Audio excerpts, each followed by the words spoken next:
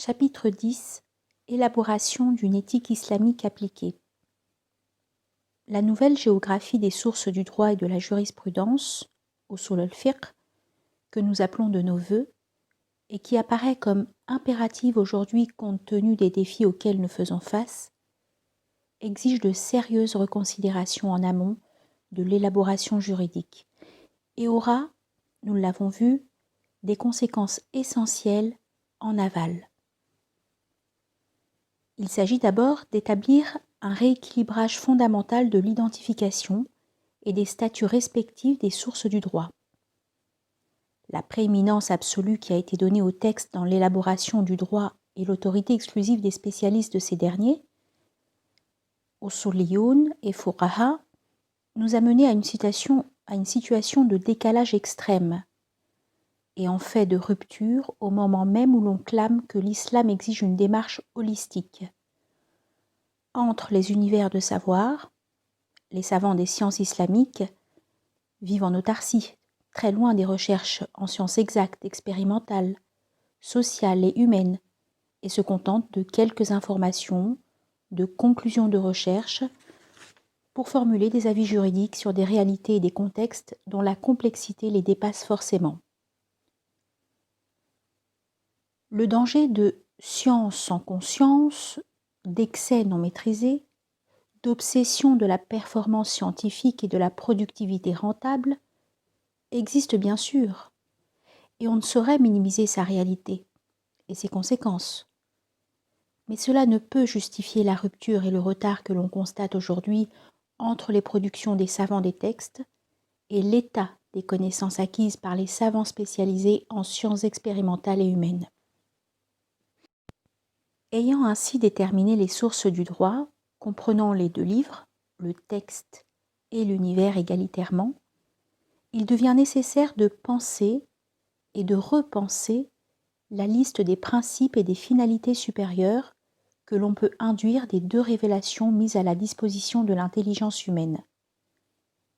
Dans les deux cas, nous l'avons dit, la finalité première est a priori de la création autant que des messages divins dans l'histoire est la préservation du bien, du bon et de l'utile pour le genre humain, et la protection contre le mal et le nuisible.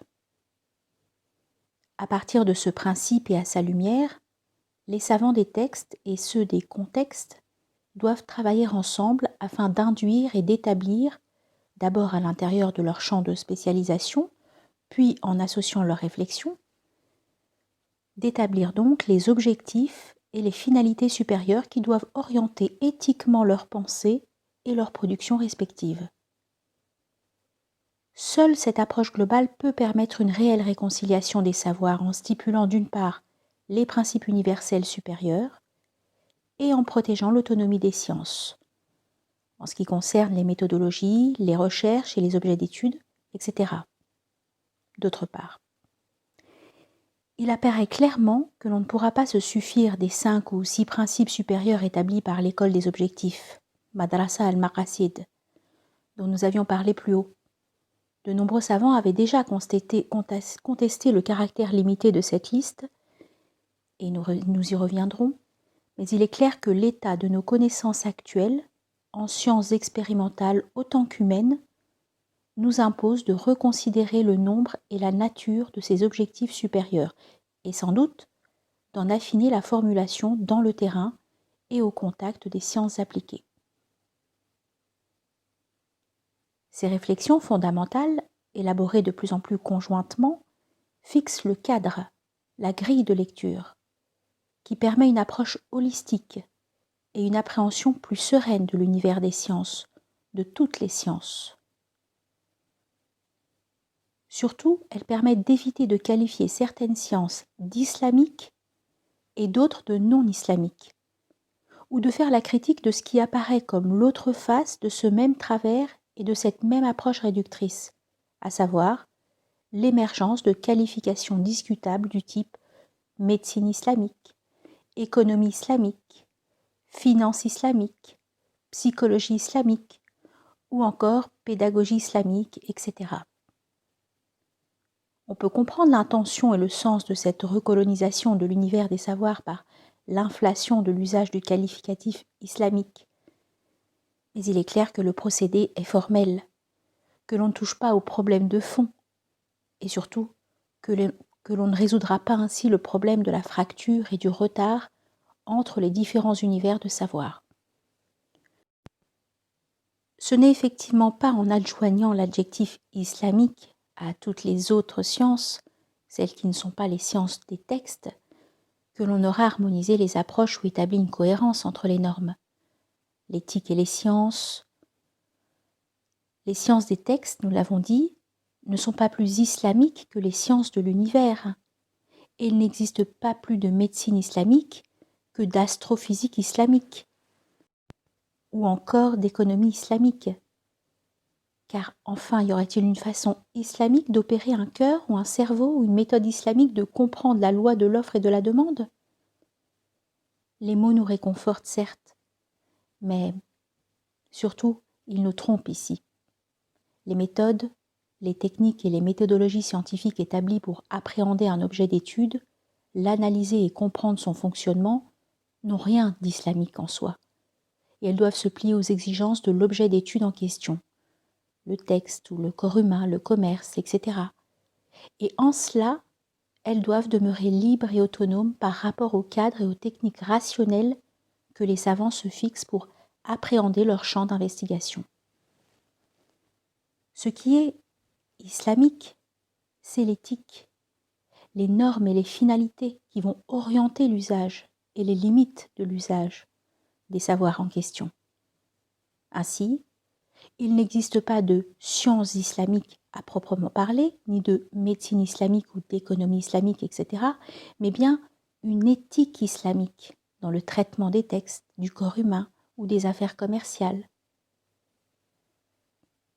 Pour ne pas nous laisser tromper par des formulations qui lient sans harmoniser, il est impératif de distinguer les finalités éthiques des méthodes scientifiques non pas pour les divorcer, mais bien pour les marier ou les remarier, comme il se doit, à travers une démarche qui intègre les objectifs supérieurs et les techniques scientifiques en évitant la dangereuse et contre-productive confusion des choses.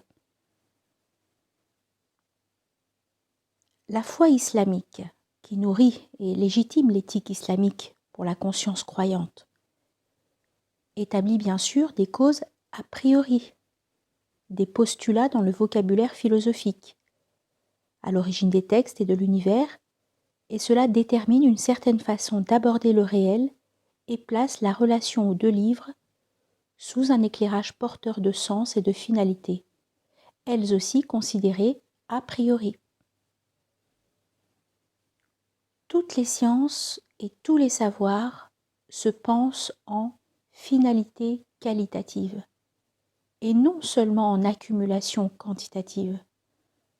C'est une évidence, mais la foi, qui est un éclairage du cœur et qui indique un sens à l'usage de la raison, ne peut pas outrepasser ses prérogatives et faire dire au réel ce qu'il ne dit pas, ou le contraire de ce qu'il dit.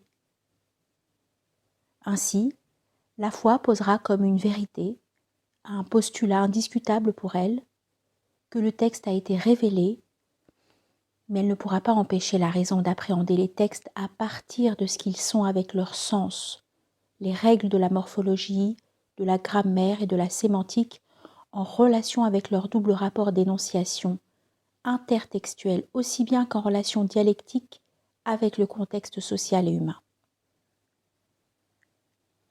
C'est d'ailleurs ce que tous les savants des textes ont admis dès l'origine en distinguant dans les conséquences ce qui, en étant compris par la raison, s'impose à elle, al-aqida et al-ibadat, et ce qui exige de la raison une élaboration continuée, al-mu'amalat. Il en est de même en ce qui concerne les sciences de la nature, les sciences expérimentales ou humaines. La vérité ou le postulat indiscuté de l'univers créé ne peut justifier d'imposer des limites ou des méthodes scientifiques particulières pour appréhender ce créé. La référence éthique pourra parfois décréter que certains savoirs ou certaines techniques sont inutiles et ou dangereuses et pourra proposer ou imposer une limite à la recherche, non au nom de ce qu'ils sont en soi, mais bien par la crainte de leur usage, des conséquences, de leur excès, ou de leur folie concernant le respect des finalités supérieures, comme dans le domaine des manipulations génétiques par exemple. Dans ce chapitre, nous allons donc étudier les conséquences concrètes de cette nouvelle géographie, et donc également établir les contours d'une approche impliquant des décisions pratiques permettant l'élaboration d'une éthique islamique appliquée dans les différents domaines de savoir. Avant d'entrer dans le détail, il apparaît intéressant de présenter un tableau, un cadre plus visuel des éléments que nous avons essayé de mettre en évidence pour rendre compte de la nouvelle géographie dont nous avons parlé.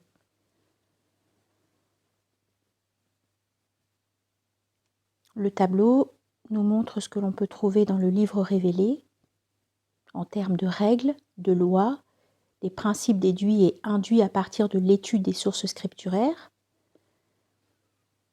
qui conduisent à la science des textes, les sciences coraniques, les sciences des hadiths, du fiqh, etc.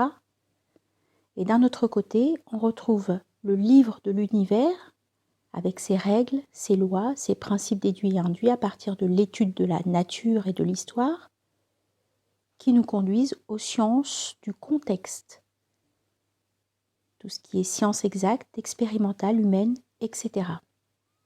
Les deux se rejoignent pour former les sources du droit et de la jurisprudence, lesquelles poursuivent des principes et des finalités supérieures, avec d'une part les savants des textes et d'autre part les savants du contexte. Et tous visent une élaboration d'une éthique islamique appliquée, induction, identification et catégorisation des objectifs de la voie, maqasid al-sharia, à travers donc les différentes branches, sciences, écologie, culture, économie, politique, hommes-femmes, éducation, etc. Les savants des textes, ulama al-nusus, et les savants du contexte, ulama al-waqi'. La première conséquence directe de cette nouvelle approche et de cette nouvelle géographie des fondements du droit et de la jurisprudence islamique a à voir, nous l'avons dit, avec la question de l'autorité et de la légitimité, dès lors que l'on y a intégré des sources autres que seulement textuelles. Plus haut, nous avons clairement parlé d'un déplacement du centre de gravité de l'autorité dans le domaine de l'élaboration du droit et de l'éthique, parce qu'il s'agit d'opérer un rééquilibrage entre les objets d'étude et les sciences qui y sont rattachées. Cela veut dire que les savants, scientifiques ou experts, maîtrisant le mieux l'état des connaissances scientifiques contemporaines dans le cadre de leur spécialisation et les techniques de recherche et d'action y afférentes, doivent impérativement être intégrés au cercle des savants des textes au moment où ils débattent et légifèrent dans le but de formuler des avis juridiques, des fatawas, concernant ces questions précises.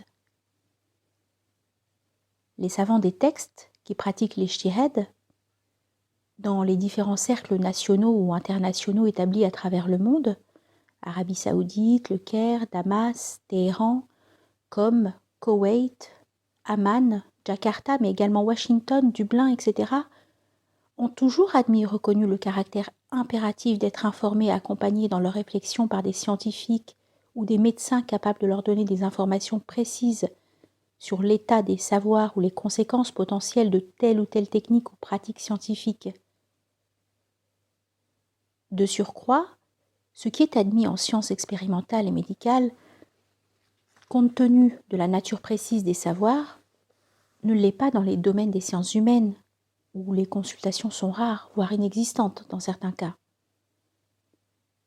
Les économistes, les avocats, les experts, les sociologues ou les politologues sont souvent considérés comme des intellectuels, des penseurs, parfois des spécialistes qui sont autant de qualifications n'octroyant implicitement pas à leur domaine de compétences et à leur savoir le statut de science, et encore moins pour eux le statut de savant. Cette hiérarchisation implicite et pourtant si explicite dans les faits a la double fonction de spécifier clairement où doit se situer l'autorité islamique, et donc la légitimité de formuler des opinions et de s'exprimer dans les domaines du droit et de l'éthique. Il convient de commencer par leur reconnaître le statut de l'ulama, établi par le Coran lui-même, nous l'avons vu, au-delà de la sphère de la connaissance des textes, dans celle de la nature et de l'environnement social et humain. Nous avons donc à reconnaître qu'il existe des ulama an-nusus, des savants spécialisés dans les textes, aussi bien que des ulama al-waqi', des savants du contexte. L'intégration des ulama al-waqi' dans les conseils de fiqh est désormais impérative, et elle doit permettre d'élargir les horizons des ulama an-nusus et de percevoir les enjeux scientifiques dans leur globalité autant que dans leur historicité.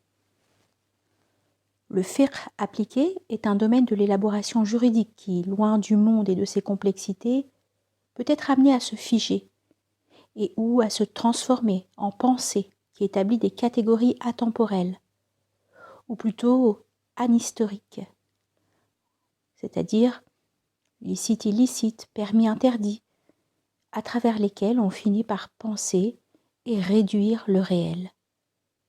Or, toute pensée cohérente de réforme du monde contemporain doit induire un fiqh dynamique qui tienne compte du facteur temps, des dynamiques intellectuelles et sociales, des tensions dialectiques entre les objectifs supérieurs, les principes universels et les modèles historiques. Il s'agit de tout sauf d'un fiqh figeant les catégories normatives par crainte des complexités scientifiques, sociales et humaines qui lui échappent. Le droit et la jurisprudence s'intéressant aux affaires humaines et sociales doivent établir les objectifs et les finalités supérieures et fixer le cadre d'une éthique qui détermine les étapes de la maîtrise et de la transformation. Un fiqh qui prévoit et anticipe à partir de l'état des connaissances scientifiques actuelles qu'il intègre et utilise, et non qu'il craint et dont il s'éloigne pour finir par s'isoler et s'adapter. Les savants du contexte, des sciences de la nature, des sciences expérimentales et humaines, sont seuls à même d'apporter ce regard global, maîtrisé et confiant, ou au moins frileux, sur les sciences, les sociétés et le monde. Leur présence dans les comités et les conseils de Fatawa, quand il s'agit de statuer sur les domaines qui les concernent, bien sûr, est de nature à changer du tout au tout les approches, à les révolutionner même, en permettant l'intégration des savoirs scientifiques, la projection historique et l'élaboration d'une éthique appliquée capable de prévenir et d'orienter, car elle est en phase avec les savoirs de son époque. Il est urgent de penser des comités de recherche et de fatawa paritaires, égalitaires et spécialisés, ayant la compétence de marier trois exigences essentielles: la compréhension globale des finalités supérieures des deux livres, la connaissance des objectifs et des finalités supérieures dans leur domaine d'étude, les textes ou tel champ scientifique, et enfin, un savoir spécialisé et maîtrisé dans la matière en question. Il ne s'agit donc pas uniquement de simples consultations, mais bien d'un travail élaboré ensemble, à compétences et légitimité égales, afin de se donner les moyens d'appréhender le réel dans sa complexité et de se donner les moyens de le transformer pour le meilleur. Il s'agit de marier la confiance, la compétence et l'approche prospective au cœur de tous les savoirs, et non plus de présenter les sciences islamiques, les sciences des textes, comme une sorte de territoire assiégé de toutes parts et qui se fige et se raidit, malgré l'accumulation de réformes formelles et d'adaptations structurelles pour ne pas être englouti ou disparaître. Des comités de fatwa et d'éthique à la vision ample et globale et à la compétence scientifique stricte, spécialisée et à jour, voilà ce qui peut permettre à la pensée islamique contemporaine de se réconcilier avec l'essence de son message et le sens de ces finalités. Si les fuqaha seront par définition des savants musulmans, rien n'empêche au contraire d'intégrer des savants du contexte non musulman à ces communautés dès lors que leur compétence est reconnue et qu'ils peuvent contribuer à enrichir la réflexion et à ouvrir des pistes de réflexion dans le domaine scientifique en question, autant que dans l'éthique appliquée qui doit en résulter. Le respect déclaré des finalités a priori du message de l'islam pourrait être une condition, mais à la vérité, cette condition même pourrait s'avérer superflue puisque les scientifiques acceptant d'intégrer de tels comités d'éthique appliqués, islamiques ou non, ont déjà a priori le souci de marier les objectifs universels du respect de la dignité humaine et de la nature avec les finalités et les pratiques scientifiques contemporaines. Cela étant, même un scientifique ne manifestant aucun état d'âme éthique, mais se distinguant par ses compétences dans la matière en question, ne devrait pas être disqualifié a priori. Ces options, permettant de convoquer toutes les compétences scientifiques au niveau national comme international, devraient rester ouvertes et flexibles pour répondre aux besoins multiples et circonstanciels des sociétés et des communautés humaines et musulmanes à travers le monde. Repenser l'éthique islamique et ses objectifs supérieurs. Nous avons vu dans notre deuxième partie que les premiers compagnons, puis les premiers savants, avaient fait un travail naturel de déduction et d'induction à partir des textes, à partir de leur niveau d'énonciation intrinsèque et toujours à la lumière de leur propre contexte social et humain. Les premières écoles de droit qui s'établissent autour des savants, telles que celles de Malik ibn Anas ou d'Abu Hanifa, se distinguent par leur référence à des sources et outils, de même que par des élaborations juridiques très contextuelles, révélant une connaissance approfondie des textes, ainsi qu'une prise en compte constante de l'environnement social, des pratiques et de l'intérêt des sociétés humaines. Leur approche est de fait à la fois holistique et pragmatique. Les finalités et objectifs supérieurs a priori des deux livres ne sont pas mis en doute et sont intégrés intuitivement à la démarche normative en aval. Il s'agit en permanence de préserver le bien des hommes, de les prémunir contre ce qui leur est néfaste et nuisible, en respectant le message divin et en allégeant leur fardeau dans le quotidien et dans l'histoire.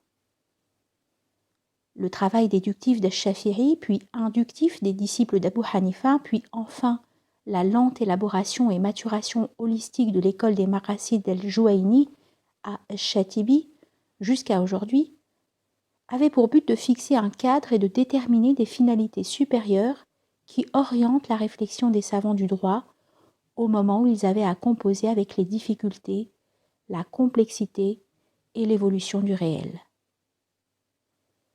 Le travail indicatif a posteriori sur les textes devait permettre de définir une grille de lecture a priori, normative et éthique de l'action sur le réel.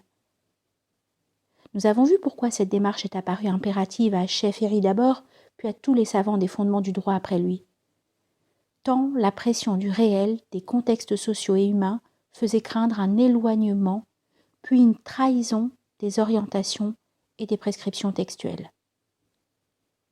Toute étude sérieuse sur l'éthique et le droit musulman ne peut pas manquer d'intégrer à ses réflexions et à ses propositions cet héritage historique immense et tellement riche, en prenant en compte les craintes passées des savants, mais en essayant également d'identifier les conséquences directes ou indirectes de leur approche dans l'histoire.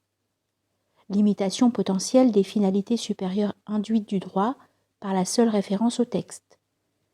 Distinction consommée entre les sciences des textes et les savoirs relatifs à l'univers.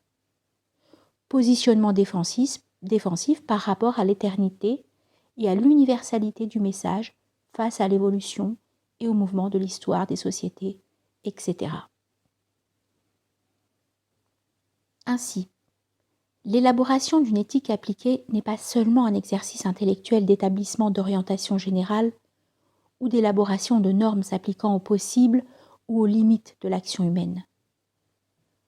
En amont de cet exercice proprement dit, il importe de s'attarder sur la façon dont la tradition islamique a pensé le rapport au texte et à l'univers, sur la philosophie des sciences déduites de ce rapport, sur le sens que l'on donne à l'action humaine dans l'histoire, etc. S'agit-il de se protéger, de prévenir le moindre mal et au fond d'entretenir une relation de méfiance vis-à-vis de l'histoire humaine, ou bien de réformer, de transformer dans la mesure des possibles humains en intégrant tous les savoirs accumulés par les hommes? Ces deux approches présentées ici de façon simple et simplifiée auront des conséquences évidentes sur l'élaboration d'une éthique appliquée à l'époque contemporaine. Ce qui importe donc, avant tout exercice de formulation pratique, est de recommencer le travail d'induction des objectifs supérieurs à partir des deux révélations et ce que nous en avons dit, afin de repenser, et le cas échéant, de redéfinir la nature et le nombre des 10 objectifs. Ce que nous savons de l'univers et ce que nous ont enseigné la diversité et l'évolution des sociétés humaines doit désormais être intégré à la formulation des finalités supérieures, avec discernement et confiance. De nombreux savants contemporains ont appelé à ce renouveau en insistant sur son caractère impératif. Mohamed Hashim Kamali, par exemple, dans ses récents travaux, essaie d'ouvrir des perspectives intéressantes. Il rappelle d'ailleurs que très tôt, des savants, à l'instar de Taqiyuddin ibn Taymiyyah, avaient suggéré que les 5 ou 6 objectifs supérieurs étaient insuffisants pour rendre compte de l'orientation des textes à la lumière des contextes humains, voire dans l'ordre de la foi. Ibn Taymiyyah avait par exemple ajouté aux objectifs supérieurs le fait de respecter les contrats, d'honorer les droits des voisins, et il mentionnait dans le plan du rapport à l'au-delà l'amour de Dieu, la sincérité, la fidélité, etc. Il est d'avis, en suivant en cela l'opinion d'une série de savants qu'il cite comme Mohammed Abid el-Jabiri, Ahmed al-Roussaini, Youssouf el-Qardawi et d'autres, qu'il faut élargir la liste anciennement établie des objectifs supérieurs. Nous pouvons ajouter ici le précieux travail de Mohammed al-Tahir ibn Ashur. Dans un ouvrage antérieur tout à fait central, Freedom of Expression in Islam, Kamali relève que la tendance naturelle des savants par rapport aux règles prescrites était d'insister sur les devoirs et les interdictions et non sur les droits et les libertés. Son ouvrage est une tentative d'approcher le sujet sous un angle différent, de modifier le paradigme sous-tendant la lecture des textes et d'identifier quels sont les droits protégés en termes d'objectifs supérieurs. Il affirme clairement, en introduction, que cette approche est effectuée à la lumière des interrogations traversant les sociétés contemporaines. Il relève d'ailleurs de façon intéressante, ce que El-Jouaini et d'autres avaient d'ailleurs incidemment indiqué en citant les preuves textuelles justifiant la catégorisation des objectifs supérieurs, que ces derniers ont été essentiellement établis à la lumière des prescriptions punissant les transgressions, el-hudud. La réflexion sur la raison d'être des sanctions, concernant par exemple le meurtre, l'alcool, l'adultère, etc., a permis, par un raisonnement a posteriori et positif, de déterminer ce qui devait être protégé et établi comme un objectif supérieur. Ahmed al-Raisuni développe une pensée similaire, même si elle est plus directement liée aux travaux de Shatibi. Il est d'avis que la liste des objectifs doit être reconsidérée et il intègre lui aussi une dimension spirituelle quant au comportement. El-Kuliyat el-Khuluqiyya, une sorte d'éthique du cœur, au contenu des objectifs supérieurs. On sent donc des premiers savants qui ont établi les objectifs supérieurs aux savants contemporains qui expriment la nécessité d'une reconsidération fondamentale et d'un élargissement de l'approche, que les méthodologies classiques et leurs instruments atteignent des limites et butent contre des défis et des questionnements contemporains. Nous l'avons dit, notre intuition est qu'il ne suffit pas d'ajouter des objectifs à la liste ancienne, mais bien de reconsidérer leurs sources, leurs origines, et ce faisant, leur catégorisation et leur formulation. Les deux livres, lus et appréhendés en miroir à partir d'un rééquilibrage fondamental et d'une géographie nouvelle, doivent nous permettre de présenter les objectifs supérieurs de façon originale et toujours ouverte, et surtout d'impliquer un nouveau rapport plus spécialisé et plus pragmatique au réel. Une éthique appliquée de l'être, du cœur et des sciences expérimentales et humaines. C'est donc à partir des deux livres, et en tenant bien sûr compte de l'évolution de nos connaissances dans les deux champs d'études, les sciences des textes et les sciences de l'univers, qu'il nous paraît nécessaire d'entamer un travail d'induction, d'identification et de catégorisation des objectifs et des finalités supérieures de la voie, afin, ce faisant, de déterminer les concours théoriques et pratiques d'une éthique appliquée contemporaine. Il faut commencer par relever que nous avons quelques problèmes avec le contenu même de la liste classique des 5 ou 6 objectifs établis d'abord, rappelons-le par El-Jouaini, puis reprise et confirmée par les savants jusqu'à aujourd'hui, et ce bien sûr par la médiation de Chatibi. On comprend le souci originel de mettre en avant le fait que la révélation écrite a pour fonction première, par définition, de protéger la religion, la foi et les exigences culturelles et comportementales qui y sont liées. Cette volonté de hiérarchisation, au cœur d'une liste d'objectifs, établie principalement en pensant à la raison d'être des sanctions et à ce qu'il fallait donc protéger en priorité, a cependant deux conséquences fâcheuses, et somme toute négatives. Bon gré mal gré, en insérant ad-din dans une série d'objectifs supérieurs, parmi lesquels on trouve l'intégrité de la personne, nefs, l'intelligence, l'aql, etc., elle opère une réduction implicite de la notion de din, en l'identifiant uniquement au pilier de la foi, l'aqida, et de l'islam, ibadat, qu'il faudrait donc protéger. La seconde conséquence, qui découle directement de la première, est qu'une telle approche fait obstacle à une vision globale et cohérente de l'éthique appliquée islamique entendue comme étant un travail d'élaboration normative fidèle à la foi et au sens de la conception de la vie et de la mort dans son ensemble, qui est le sens premier de la notion de din comme nous allons le voir. À la lumière de ces premières considérations, nous préférons proposer une identification des finalités des objectifs supérieurs qui se présenterait sur deux axes différents. Un axe vertical qui permettrait d'identifier et de distinguer les objectifs en fonction de leur caractère global ou plus spécifique. Un axe horizontal qui nous offre la possibilité d'établir une liste de finalités distinctes pour chaque niveau établi sur l'échelle verticale.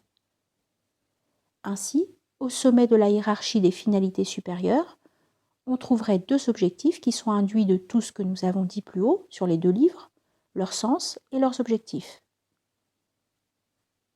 La reconnaissance que l'on a affaire à deux révélations qui proviennent d'un créateur unique, at-Tawhid, et que celui-ci attend de nous que nous le reconnaissions, que nous ayons foi en lui, et que nous essayions de rester fidèles à ses enseignements établis, par l'essence de cette approche, le contenu de l'objectif premier que nous essayons d'identifier ici. Or, l'idée d'être dans une sorte de dette, de reconnaissance, de remerciement et de fidélité vis-à-vis de l'unique est le sens étymologique et profond du concept de din, dont nous parlions plus haut et qui provient de la même racine verbale.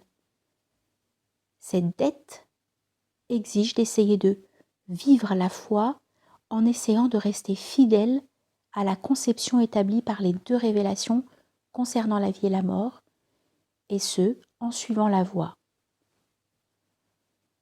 Ainsi, il ne s'agit pas seulement de protéger les piliers de la foi ou le rituel, mais d'établir une approche holistique qui établisse à partir de la reconnaissance du tawhid que l'élaboration éthique, dans sa totalité et à tous les niveaux du rapport avec la nature à la pratique médicale, a pour fonction naturelle et première de rester fidèle à cette reconnaissance existentielle de dette, din, dain, et d'agir en conséquence et en cohérence. C'est cette dimension globale que révèle le verset suivant en associant de surcroît din à la fitra, l'attraction naturelle vers ce qui est au-delà de la perception sensible, vers le transcendant.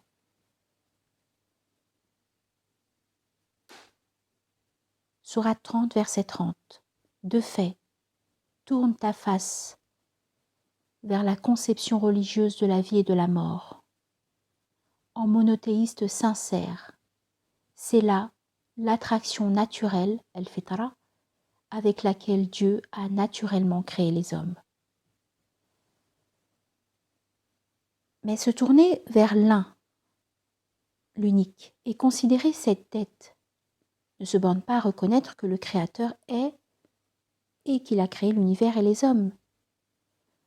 Nous avons vu que des sciences des textes aux sciences de l'univers, on pouvait induire que tout avait été pensé pour le bien de l'homme et pour le protéger du néfaste et du nuisible. Ce qui qualifie donc l'ensemble du créé, au-delà des objectifs et des finalités établis par les deux livres, est la prééminence de la protection du bien et de l'intérêt commun, al-maslaha, pour les hommes comme pour la création elle-même de fait.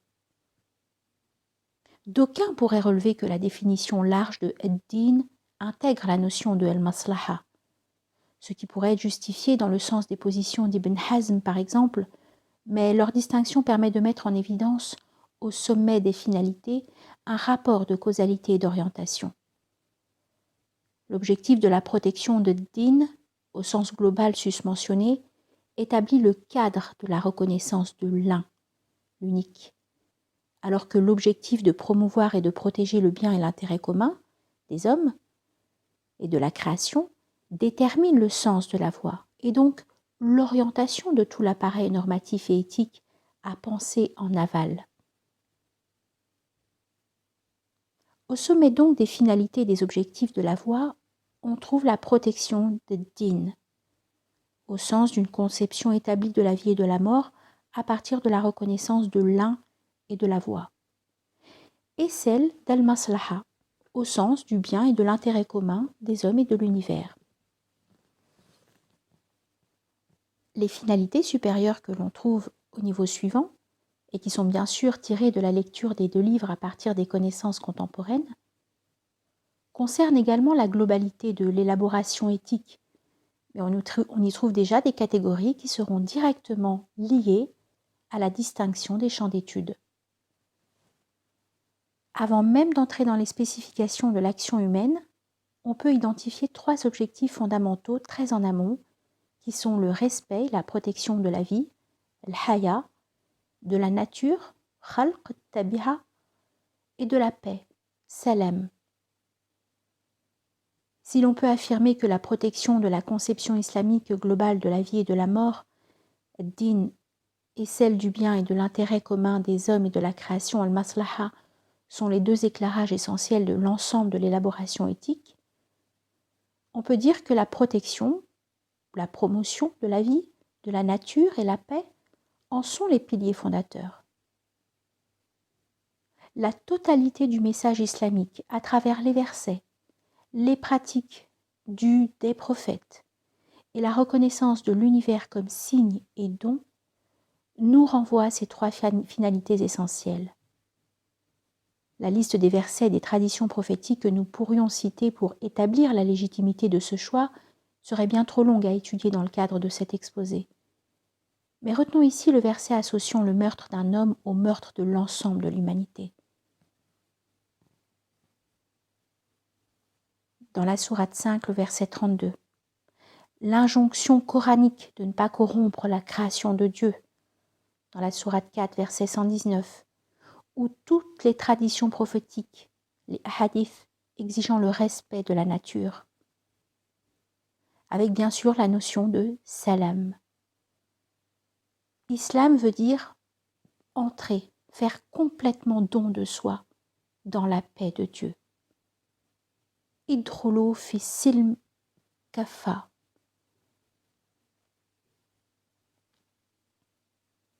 Sourate 2, verset 208. Le djihad, la résistance intime ou collective à l'oppression de ses propres instincts ou des velléités agressives d'autrui, ne doit d'ailleurs avoir pour but que la recherche de la paix, jamais la finalité de la tension, du conflit ou de la guerre. Équipé de l'éclairage essentiel, promotion, protection de la conception globale de la vie et de la mort et du bien et de l'intérêt commun, et ayant identifié les piliers fondateurs de l'élaboration éthique, promotion, protection de la vie, de la nature et de la paix, nous pouvons aller plus loin et établir la liste des objectifs et des finalités supérieures qui vont être plus directement liés à l'être et à l'agir humain en tant que sujet individuel mais aussi social. Ici, la liste s'allonge bien sûr et surtout elle n'est pas définitive. De nouvelles connaissances scientifiques façonnant un nouveau regard sur l'homme ou la nature pourraient nécessairement nous amener à étoffer la dite liste car il s'agit toujours d'une élaboration dialectique. À partir de ce que disent d'abord les textes en termes de finalité supérieure, puis de ce que nous révèlent et parfois nous imposent les contextes sociaux et humains. Il nous faut revenir au texte avec une compréhension nouvelle et plus approfondie quant au sens et à l'application des prescriptions en question. Le contexte historique, mais également les dangers et les périls de notre époque, nous permettent de mieux comprendre certaines injonctions coraniques et d'insister sur certaines finalités qui pouvaient apparaître comme secondaires, voire apparemment inutiles dans les sociétés plus traditionnelles. À ce troisième niveau donc, et avant de rentrer dans des catégories plus spécifiques, la liste des objectifs et des finalités pourrait se présenter comme suit.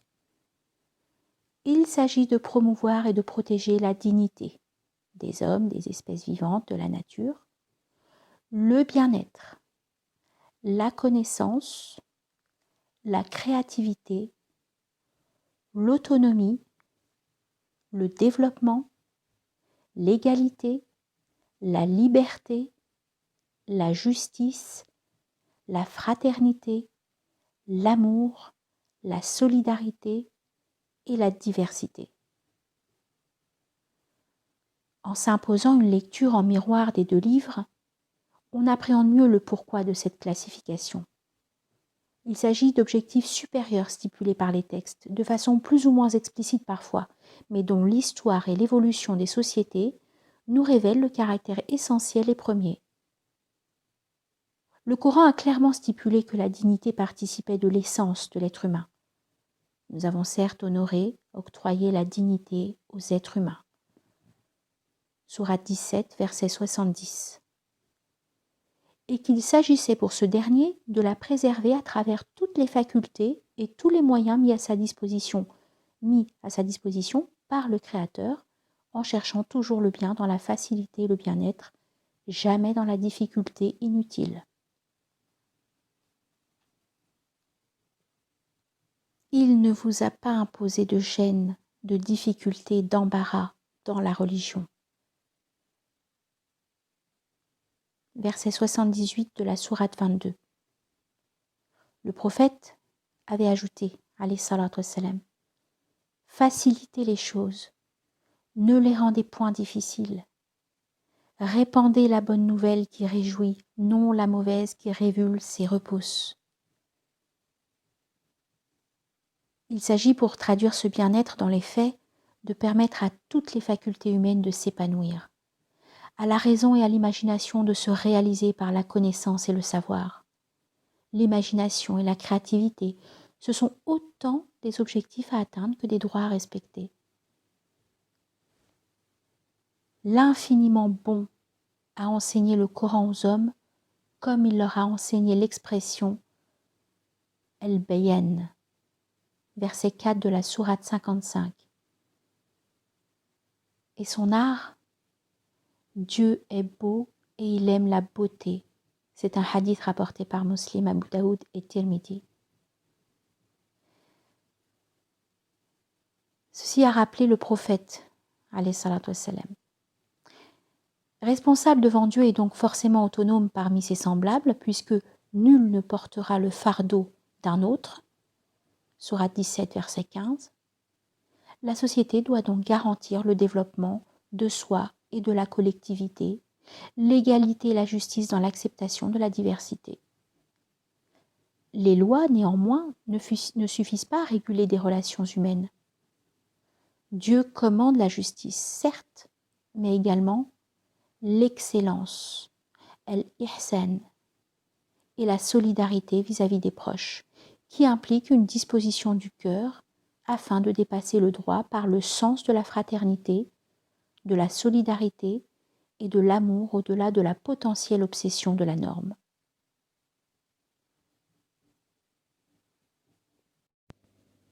L'époque contemporaine nous oblige à revenir au texte et à en extraire des objectifs qui, hier, pouvaient nous paraître secondaires.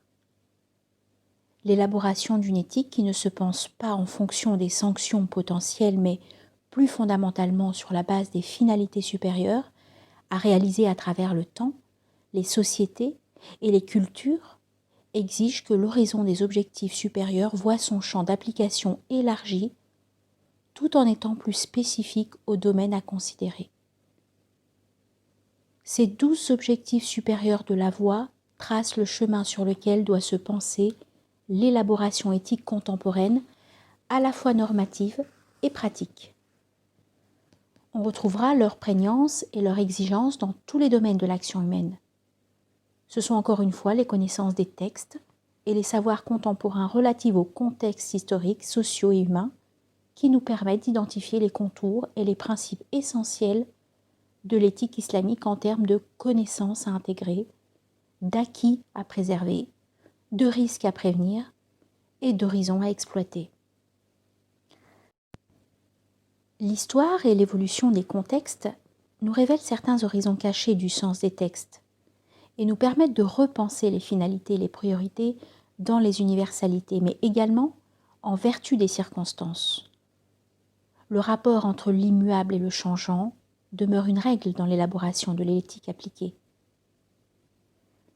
Ces 3 premiers niveaux généraux et englobaux, concernant l'identification des objectifs et finalités supérieures, doivent être complétés par 3 autres niveaux qui sont autant de catégories distinctes. Depuis longtemps déjà, certains savants, à l'instar d'Ibn Taymiyyah, en prenant en compte les 5 ou 6 objectifs classiques de l'école des objectifs, avaient critiqué l'absence d'objectifs liés à la vie du cœur, à la spiritualité, voire au rapport à la mort et à l'au-delà. D'autres, plus récents, comme El-Qardawi, El-Raïsouni ou Kamali, ont relevé que les défis contemporains, notamment sociaux, exigeaient d'étoffer ces principes et de tenir compte, d'une façon ou d'une autre, de la dimension collective et sociale. À l'étude, nous pensons qu'il est impératif d'opérer une catégorisation et une classification des finalités plus systématiques et plus claires encore. Il convient en effet de distinguer l'être intérieur, l'être individuel et la collectivité, et pour chacune de ces catégories, d'établir une liste spécifique de finalités supérieures qui sont autant de jalons sur la route lors de l'élaboration de l'éthique islamique. Il y a bien dans les textes, comme d'ailleurs dans le rapport à la création, des finalités supérieures qu'il est impératif de promouvoir et de protéger quant à l'être intérieur, la dimension spirituelle et intime du cœur. Il existe clairement une éthique du cœur dont il faut déterminer les horizons à la lumière de l'ensemble des sources de la voie. Ici, nous pouvons identifier les objectifs de l'éducation, du cœur et de l'intelligence, de la conscience de l'être et de la responsabilité, de la sincérité, de la contemplation, de l'équilibre intime et personnel, de l'humilité. Cette mise en évidence des finalités de la voie quant à la vie du cœur et de l'intime est essentielle, et elle se présente d'ailleurs pour la conscience croyante comme la référence et la légitimité de l'ensemble de l'appareil éthique lui-même. Affirmer par exemple que chaque être a droit à l'éducation et à la formation d'une conscience responsable, cela veut dire, en intégrant le principe d'autonomie stipulé en amont, reconnaître et protéger les droits des hommes et également des femmes et des enfants, à être considérés dans leur être et leur autonomie, et non seulement dans leur fonction sociale. Nous reviendrons dans notre dernière partie sur cette question en traitant les cas pratiques, et notamment celui de la question des sexes.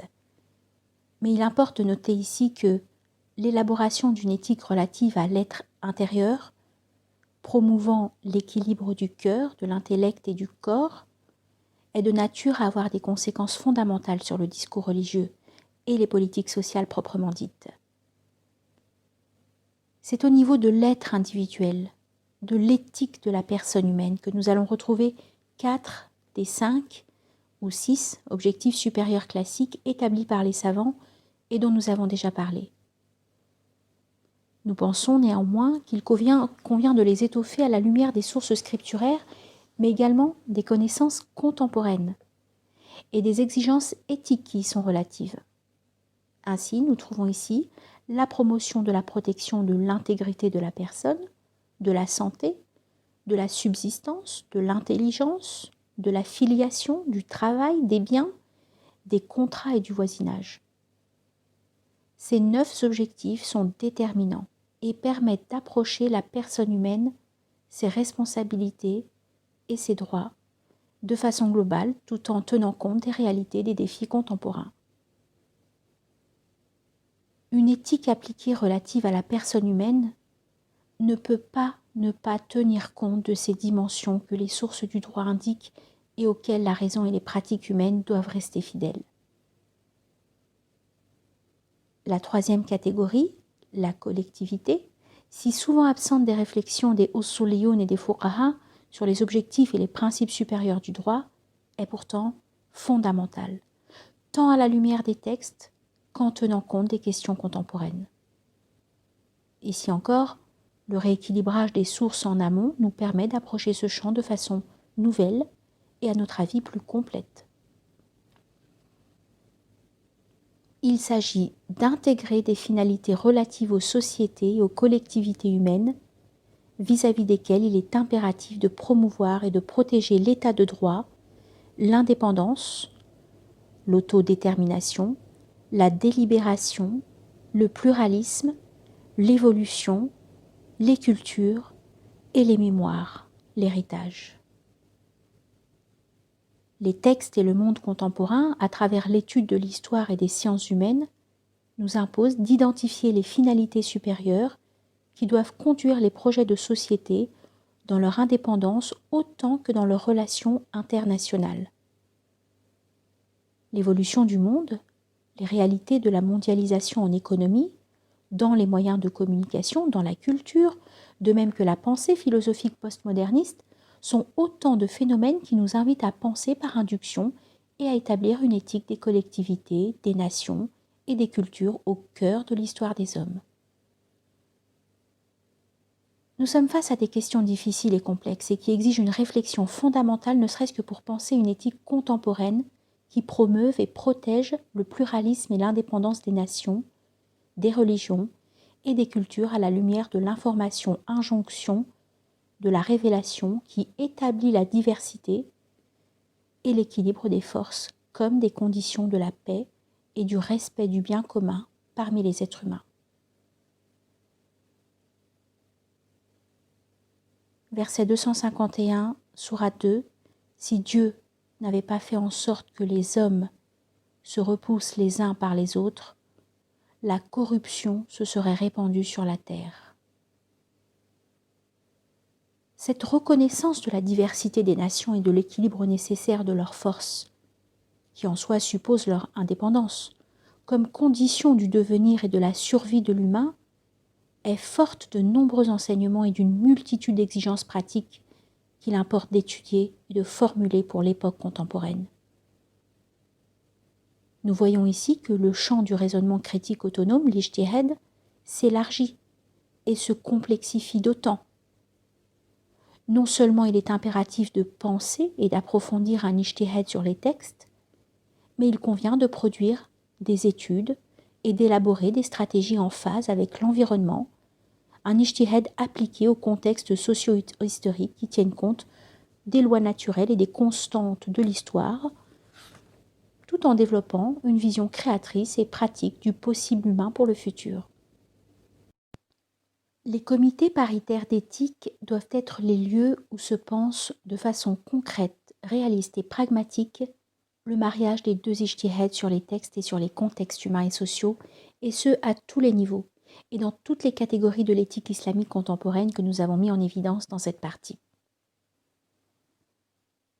Cette approche devrait être la règle dans tous les domaines que nous avons mentionnés et tenir compte des différents niveaux et des différentes catégories de l'éthique islamique que nous pourrions présenter comme suit. Schéma explicatif, on trouve au sommet les principes premiers qui sont les objectifs supérieurs de protection de la conception globale de la vie et de la mort, en même temps que celle du bien et de l'intérêt commun des hommes et de l'univers. S'ajoutent immédiatement 3 autres finalités qui sont la vie, la nature et la paix, qui en somme transcendent et englobent tout ce qui viendra en aval, et concernera l'éthique appliquée à l'humain et à son action. Les 12 objectifs fondateurs, qui s'ajoutent aux finalités liées à l'éthique du cœur, de l'individu et des sociétés, nous permettent d'avoir une vision globale et, ce faisant, holistique de l'éthique islamique contemporaine, intégrant l'ensemble des savoirs, ceux des textes comme ceux de l'univers. Islamiser la modernité ou moderniser l'islam. L'ensemble de la discussion sur les fondements du droit et de la jurisprudence islamique que nous avons entamée dans cette partie, et plus particulièrement la réflexion qui précède sur l'éthique, nous montre combien les critiques qui nous ont été faites de vouloir islamiser la modernité plutôt que de moderniser l'islam sont partielles et au fond bien simplistes et simplificatrices. Certains penseurs, historiens ou sociologues, ne sachant pas très bien comment se positionner face à une pensée islamique qu'ils sentaient bien réformatrice, mais qui n'aboutissait pas aux conclusions qu'ils espéraient, à savoir une pensée islamique embrassant aveuglément le libéralisme contemporain, de la pensée sociale libérale à l'économie libérale sans oser formuler une prise de position critique, ont finalement accueilli avec soulagement l'analyse de l'historien français Dominique Avron, affirmant que notre projet était loin d'être réformateur, mais consistait simplement à donner de nouveaux moyens à l'islam et aux musulmans de faire main basse sur la modernité. Une lutte de pouvoir en somme, mue par une idéologie de la reconquête. Or, cette évaluation de nos recherches révèle davantage sur ces auteurs que sur notre travail proprement dit. Car en quoi la volonté de rester fidèle à sa tradition religieuse et aux principes éthiques qu'elle a élaborés révélerait-elle une volonté d'islamiser la modernité ? Sauf à avoir postulé a priori que la modernité ne consistait en fait pas à essayer de vivre avec son temps, mais qu'elle devait être comprise comme la façon occidentale, implicitement comprise comme seule vraiment moderne, voire universelle, de faire face au présent.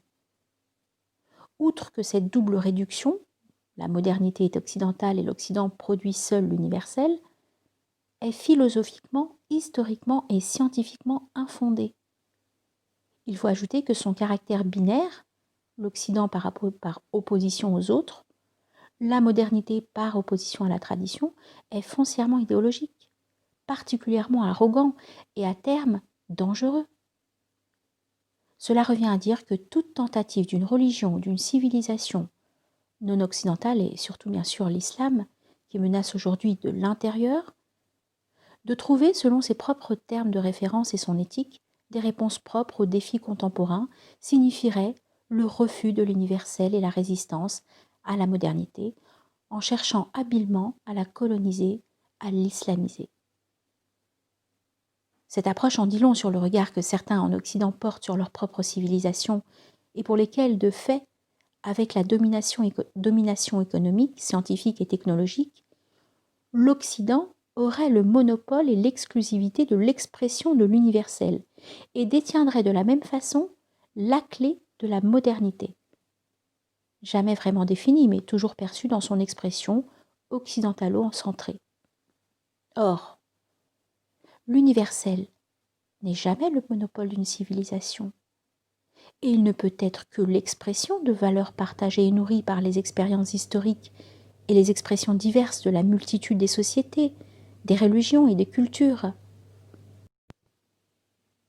L'éthique appliquée islamique que nous proposons ici a une vocation forcément universelle pour la conscience musulmane contemporaine, mais elle ne peut l'exprimer en excluant arbitrairement toutes les autres expressions de l'universel.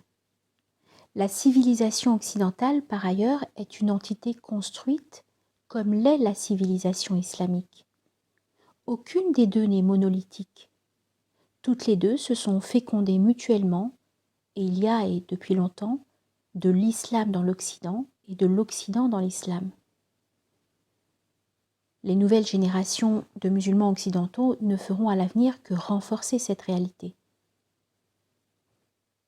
La volonté de rester fidèle à une tradition religieuse, à des valeurs et à une éthique au cœur de l'époque moderne ne signifie absolument pas refuser de vivre avec son temps. Il s'agit très exactement du contraire.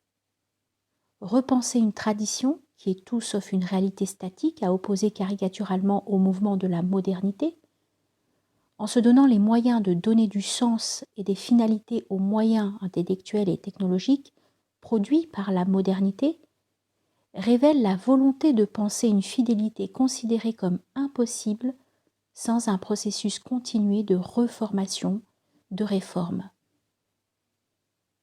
C'est ce que toutes nos recherches ont essayé de produire depuis 20 ans avec la conviction que l'approche critique de la modernité occidentale, de l'intérieur même de l'Occident, ne peut être que salutaire pour la civilisation occidentale elle-même, parce qu'elle remet en question ses finalités et ouvre les horizons d'un débat critique fondamental et pluraliste. On le voit, nous sommes bien loin de vouloir islamiser la modernité, et notre objectif est bien plus transparent et cohérent, et pourtant particulièrement difficile, puisqu'il s'agit de se donner les moyens de rester fidèle à une tradition religieuse au cœur de l'époque moderne, tout en ouvrant le dialogue sur les valeurs et les finalités, soit spécifiques, soit universelles, et partagées entre les civilisations. C'est le sens profond de ce travail d'élaboration de l'éthique islamique que nous avons entamé ici.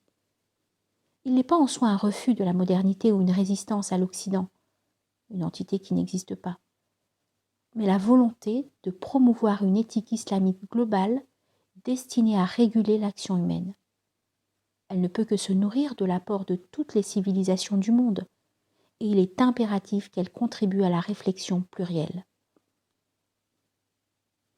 Nous l'avons dit, les critiques qui nous ont été faites révèlent davantage sur leurs auteurs que sur notre réflexion. Ces débats nous enseignent néanmoins que le nœud du problème n'est pas vraiment la question des valeurs proprement dites, mais bien l'état d'esprit avec lequel on s'engage dans les débats sur les civilisations, les traditions et la modernité. Au-delà des discussions, il importe d'entretenir 3 dispositions intellectuelles. L'humilité, car aucune civilisation ou religion n'a le monopole exclusif de l'universel ou de la bonne modernité. Le respect de ce que l'autre est, croit et peut apporter à l'édifice de l'universel commun, dans l'apport comme dans la critique constructive. Et enfin, le souci de cohérence dans la formulation des valeurs, des finalités de l'éthique et de leur application concrète dans le quotidien. Cela veut dire développer l'esprit d'autocritique sur soi et de regard objectif sur autrui, en évitant par exemple de comparer injustement nos idéaux avec leurs pratiques.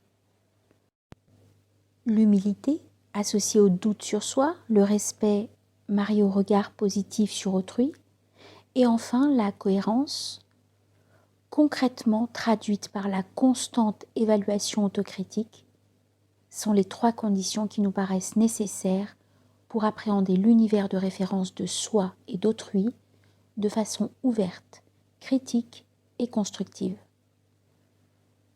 Il nous paraissait important de nous arrêter un instant sur ces considérations à ce moment précis de notre réflexion, tant certaines études ont profondément préjugé des intentions et déformé le sens même de notre entreprise par l'obsession du rapport binaire entre la tradition et la modernité, ou l'opposition fantasmée de l'islam et de l'Occident et ce dans une relation caricaturale d'altérité ou plus souvent de confrontation, de méfiance et ou de pouvoir. Plus d'éthique en sciences, en politique et en économie au cœur de l'époque moderne n'est pas un refus de la modernité ou de l'Occident, mais un appel à la dignité de l'homme dans l'histoire.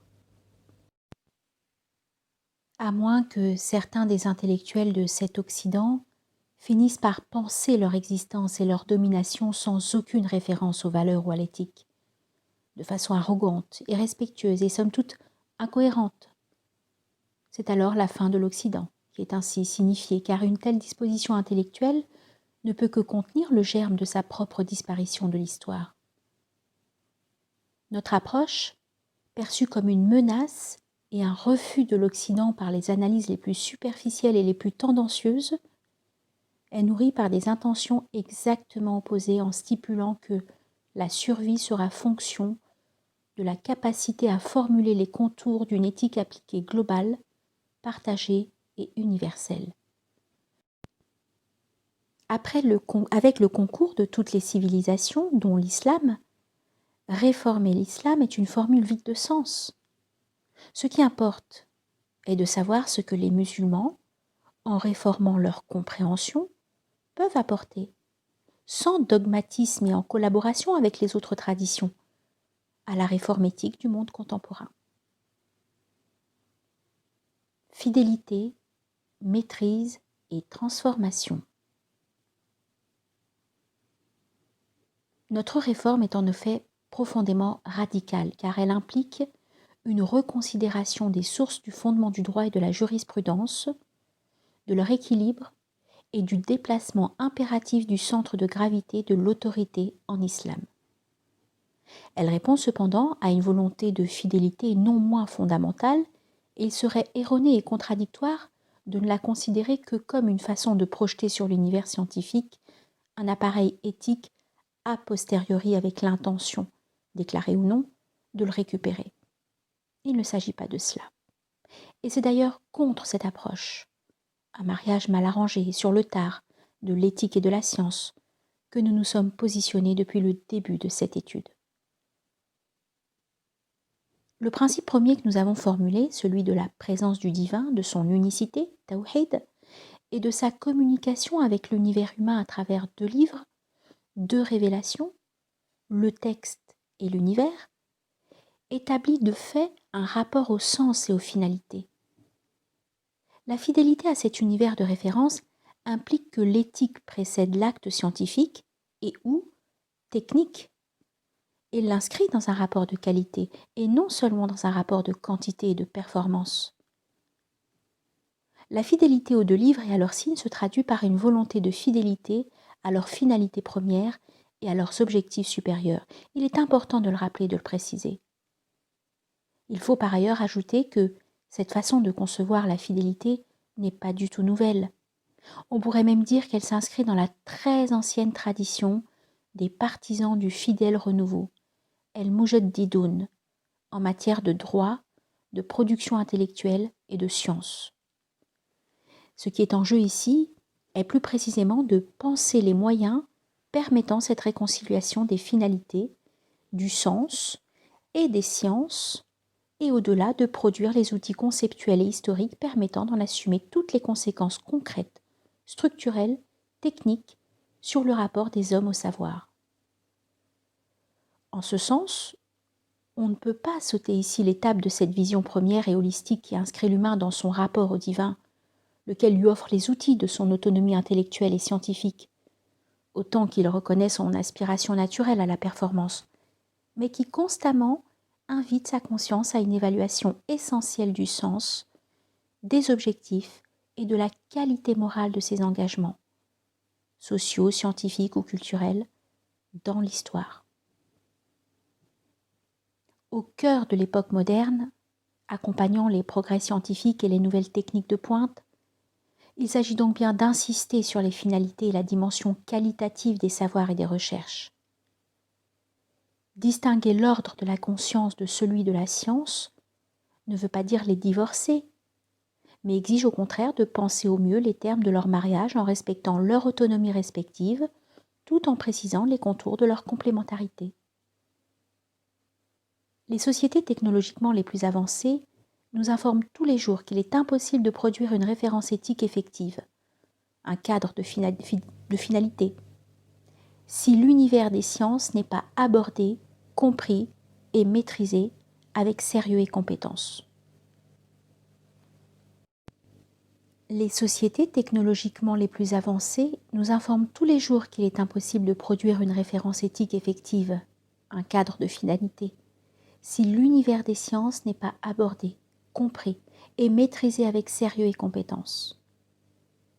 Trop souvent, les scientifiques, les médecins et les économistes sont amenés à sourire des propositions avancées par certains représentants religieux ou philosophes, ou encore éthiciens, tant elles leur paraissent simplificatrices, naïves et si peu au fait de l'état des recherches dans leur champ de spécialisation. Ce décalage, ce fossé entre la pensée holistique des finalités et la maîtrise spécialisée de la complexité des techniques et des moyens, se traduit dans les faits par un divorce consommé. Les scientifiques avancent vite, très vite, en ouvrant un horizon de possibles, prometteurs autant que dangereux parfois, et les éthiciens, religieux, philosophes ou écologistes, les suivent autant que faire se peut sans jamais avoir les moyens de prévoir ou de prévenir. Une éthique appliquée en science n'est effective que si elle s'impose une maîtrise de ces dernières. En d'autres termes, pas d'éthique des fins sans une maîtrise des connaissances et des moyens. C'est ce dont doivent rendre compte, par leur composition autant que par leur méthode d'investigation, les lieux où se pense la triple dimension de l'ijtihad contemporain dont nous parlions plus haut, où se discute l'éthique appliquée et où se formulent les avis juridiques circonstanciés, les fatawas. Il est question, nous l'avons dit, de reconsidérer les anciennes catégories fondées sur la traditionnelle distinction entre les sciences islamiques et les autres sciences, et de repenser le paradigme sous-tendant leur géographie et leur statut respectif. Cette opération ne consiste pas, répétons-le, à se soumettre à l'ordre imposé du quantitatif, de la productivité ou du productivisme et de la performance scientifique, mais bien à se donner les moyens nécessaires à leur maîtrise éthique et humaniste. L'association dans la réflexion et la recherche en amont de la conscience et des sciences, de l'éthique et des techniques, et enfin de la foi, religieuse ou humaniste, et de la raison est seule à même de penser la réforme, à partir des références de l'islam, et la transformation du monde et de nos sociétés pour le meilleur. La pensée religieuse, philosophique et éthique de nature utopique, rêveuse et souvent naïve, dont sourient les scientifiques, n'est pas une solution, car elle est paradoxale et le plus souvent contre-productive. En effet, elle pense des idéaux éthiques et qualitatifs loin du monde et des sociétés, et finit par accepter au quotidien les conséquences pratiques et quantitatives des sciences expérimentales et humaines. La réforme est alors un simple processus d'adaptation qui, dans les faits, consomme la défaite de l'éthique. Les traditions religieuses et philosophiques, et l'islam ne fait pas exception en ce sens, sont dépassées, en marge, et ont finalement accepté de se penser en marge de la marche scientifique de l'histoire. Ce sont les potentielles catastrophes écologiques, la désertification, le réchauffement de la planète, la pollution, etc., qui imposent à l'homme d'imaginer les finalités, car il est dans l'obligation de penser les termes de sa survie. Il s'agit dès lors de transformer bien plus que de s'adapter. Ce à quoi le livre, la révélation écrite, nous invitait par essence et principe. Voilà que le livre de l'univers nous l'impose par accident et nécessité vitale. Penser les fins, engager les réformes, s'imposer les transformations fondamentales sans lesquelles nous courons à notre perte. Notre responsabilité est infinie, et engage tous les savoirs et tous les spécialistes.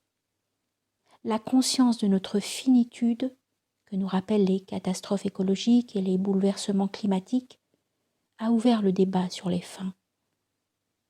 Aujourd'hui, s'adapter signifie se perdre ou mourir. Et seule une réforme radicale et multidimensionnelle déterminant les termes de la transformation est à même de garantir la survie de l'homme et de l'univers. La nécessité naturelle a convoqué la conscience humaine. Des musulmans comme des non-musulmans, au demeurant, nous devons réapprendre à lire les deux livres qualitativement et éthiquement.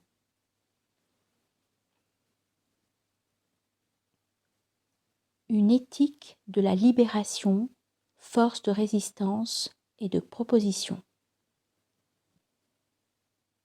Un quart de siècle passé à étudier la production des grands savants musulmans à travers l'histoire, de même que la pensée islamique, classique et contemporaine, à essayer de comprendre et à évaluer au plus près et au mieux les contributions respectives des écoles littéralistes, traditionnalistes, réformistes, rationalistes, soufis et les approches religieuses, sociales ou politiques des mouvements islamiques et ou islamistes anciens et modernes, à visiter, à vivre et travailler avec des communautés musulmanes à l'Orient comme à l'Occident.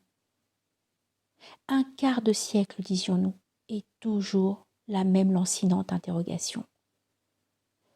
Comment expliquer les blocages, le renouveau toujours réel et si souvent avorté, et enfin la crise qui traverse la conscience musulmane contemporaine, autant que les sociétés et les communautés islamiques à travers le monde? Le problème est profond, et les causes multiples bien sûr. Mais tout se passe comme si, en revenant aux sources, on constatait des obstacles accumulés à travers l'histoire qui, tantôt peuvent s'expliquer par la crainte des savants et des intellectuels musulmans, tantôt par des conflits de pouvoir, tantôt par une méconnaissance du monde et des sociétés mariées, sans réel paradoxe, à une suffisance au sujet des solutions à promouvoir, tantôt enfin par la réduction du message de l'islam à un corpus de normes censées suffire à répondre aux questionnements fondamentaux sur le sens.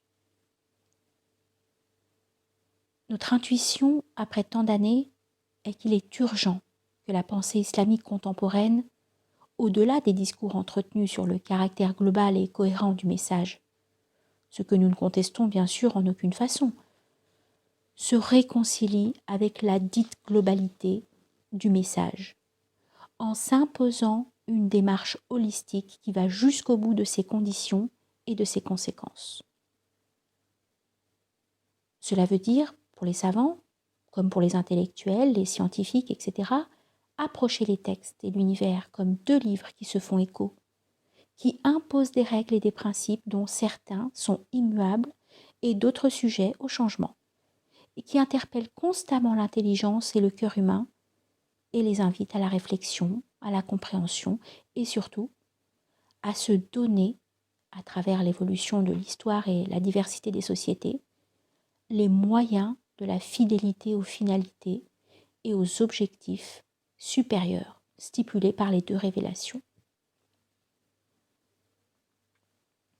Les textes et les contextes sociaux et humains redeviennent ainsi de sources inévitables de l'éthique, du droit et de la jurisprudence, et imposent à qui cherche la fidélité à la globalité du message islamique un élargissement substantiel des champs de la connaissance et l'intégration de tous les savoirs à la production de l'éthique appliquée. En bref, il s'agit de reconsidérer les sources, de rééquilibrer les savoirs, de redéfinir les moyens et de réorganiser les rapports d'autorité sur la légitimité de la production intellectuelle, juridique et éthique. En d'autres termes, il est question de réformer radicalement notre compréhension autant que nos méthodes et de nous libérer d'un certain nombre de carcans et d'idées reçues. Nous avons maintes fois répété dans nos précédents ouvrages que la pensée islamique contemporaine, l'apparition du problème est ancienne, est traversée par la peur et la crainte de tout ce qui lui semble être imposé d'eux par l'extérieur. Et en priorité, bien sûr, par la dominante civilisation occidentale. S'il n'est pas toujours question de rejet, on constate une constante de la suspicion et une attitude toujours défensive vis-à-vis des valeurs, des pratiques et de la culture de l'autre, dominant ou étranger. La réforme que nous appelons de nos vœux est difficile, car elle exige, pour être mise en œuvre, un état de confiance en soi, qui justement manque cruellement aujourd'hui au cœur des sociétés musulmanes, et plus spécifiquement parmi les savants et les intellectuels. Le monde islamique produit depuis des décennies des pensées soit sur le mode de l'imitation presque aveugle, soit sur celui de la défensive rigide et exclusiviste, rarement de l'autonomie, de la créativité et de la contribution. La première libération consiste donc à briser ce cercle vicieux et malsain en rétablissant l'exigence de la maîtrise des savoirs dans leur diversité et d'où qu'ils viennent, et en insufflant la confiance dans l'acquisition des moyens de la fidélité au message, non pas contre autrui, mais bien pour soi. Il s'agit de se réconcilier avec le monde afin de mieux se réconcilier avec soi. Pour ce faire, il est impératif de se prémunir contre les tentations élitistes qui produisent, au moment où sont délimitées des chasses gardées des savoirs islamiques, et de la compétence juridique, ces réformes de l'adaptation continuée dont nous parlions plus haut. De cela aussi, nous devons nous libérer. Si la liste et les catégories des finalités et des objectifs de l'éthique islamique appliquée sont bien celles que nous avons proposées plus haut, sans qu'elles soient en aucune façon immuables ou définitives, alors il est impératif d'adopter une démarche fondamentalement inclusive vis-à-vis de tous les savoirs, des scientifiques, mais également des connaissances et des pratiques accumulées par les sociétés et les communautés elles-mêmes. Impossible en effet de comprendre et d'appréhender le bien et l'intérêt commun, al-maslaha, si l'on pense les références islamiques loin des savoirs et des compétences pratiques des femmes comme des hommes. Les réformes de transformation, de contribution et de créativité ne se réaliseront concrètement que si l'ensemble des compétences sont intégrées au processus, et notamment celles qui se trouvent dans l'anonymat au cœur des pratiques, de la vie, parfois de la survie, et de la créativité des femmes et des hommes du commun dans leur quotidien. Certes, il convient de reconnaître les exigences et les conditions des connaissances qu'il faut accumuler pour approcher, comprendre et interpréter les textes.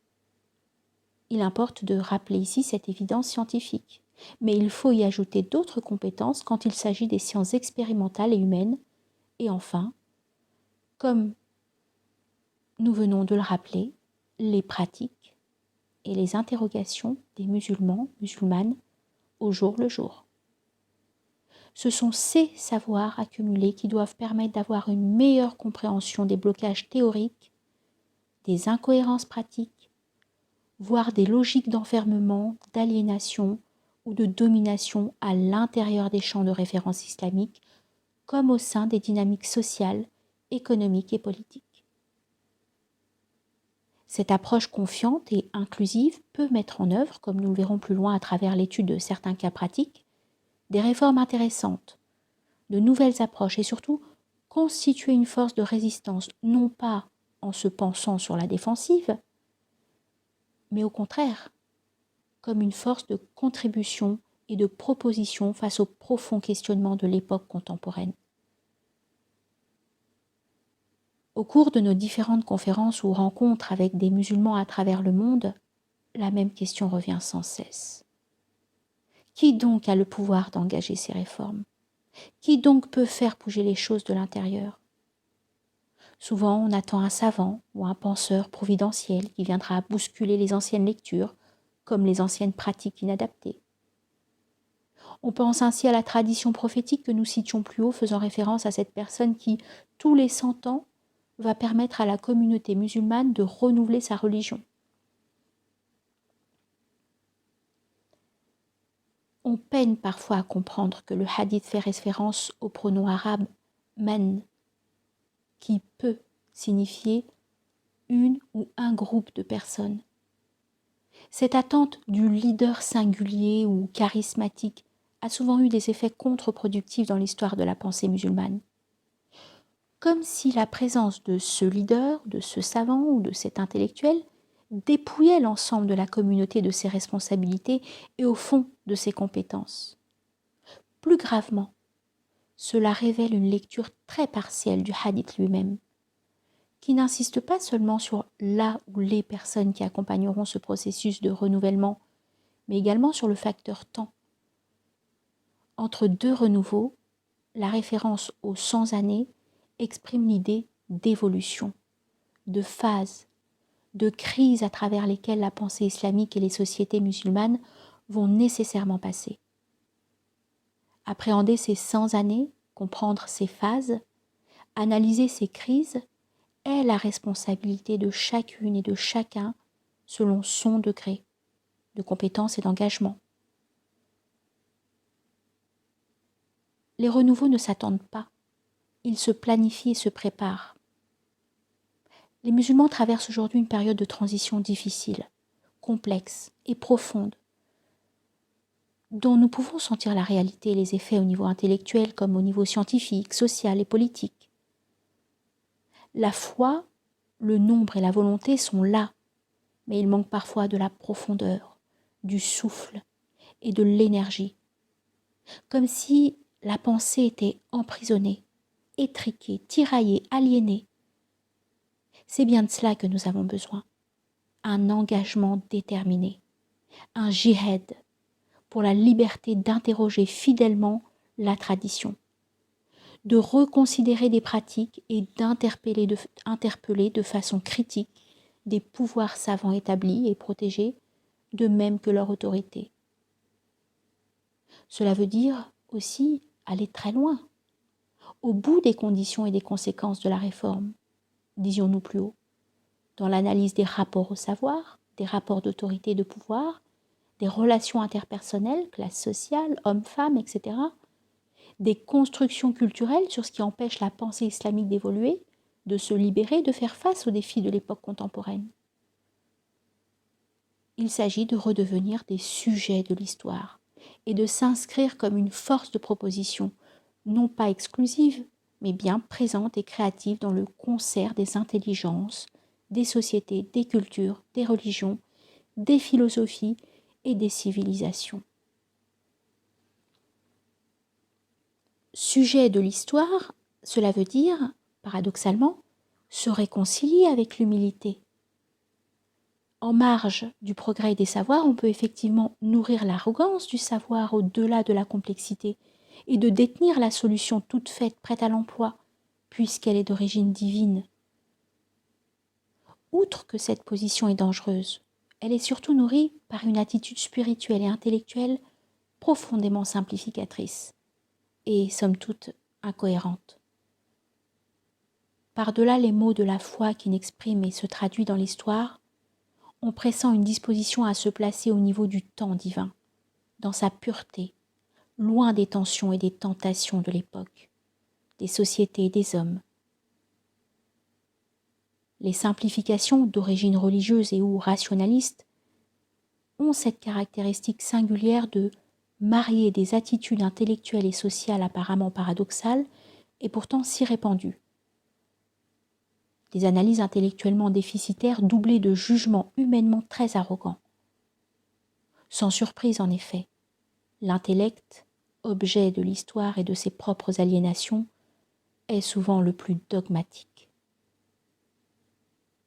Une libération fondée sur la confiance en soi et en ses moyens, avec la capacité d'intégrer à son propre développement l'ensemble des champs de la connaissance à travers une géographie des sciences revisitée et qui s'appuie sur la diversité des compétences et celle de la communauté tout entière.